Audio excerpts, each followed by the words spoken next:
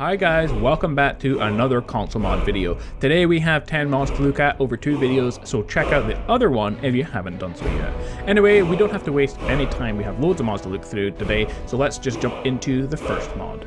Our first mod today is a new armor called Rise of the Legend Ysgramor. The mod adds to the game a male-only armor to the tomb of Ysgramor just at the top of the map. The armor pretty much looks like the one from the statue that next to where you find it, and in terms of damage resistance it's the same as ebony armor. All 5 pieces, the armor, boots, gauntlets, helmet and cloak, can all be refined and enchanted to improve them if you want to.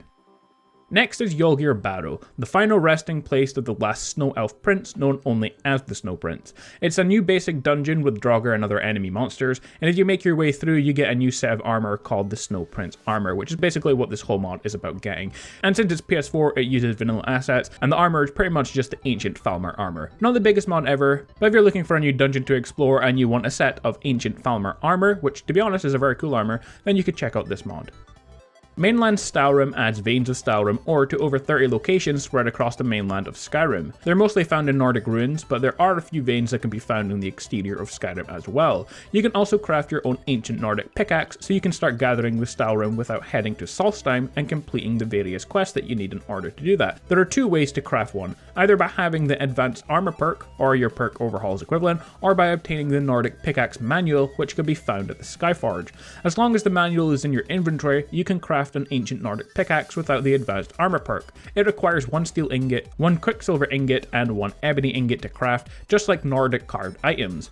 Once either of these conditions are met, you'll be able to craft an ancient Nordic pickaxe under the iron tab in your smithing menu, so at any forge. The mod also removes the need to complete the Skal quest in order to craft Skyrim items. Now, as long as you have the ebony smithing, you can craft Skyrim weapons and armors at any time. There's also a tiny side feature of this mod, a craftable heavy variant of Skyrim shield called the Skyrim Heavy Shield.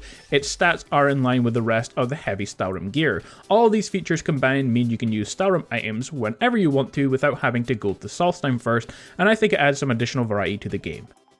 Our next mod is a new FPS improver mod, and this one, unlike pretty much all others, gives you a list of all the things it's done to improve the FPS, which is cool, so here are all the things.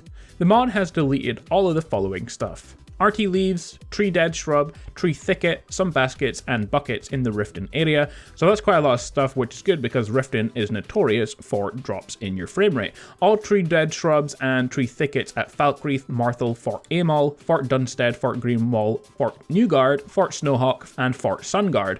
All tree reach bush in Markarth, finally all tree dead shrubs in Windhelm. Hopefully all this will improve your FPS somewhat in game. Personally I don't really have any issues with my FPS, so it's hard for me to say what difference it's making in game, so you guys with bad FPS can let me know.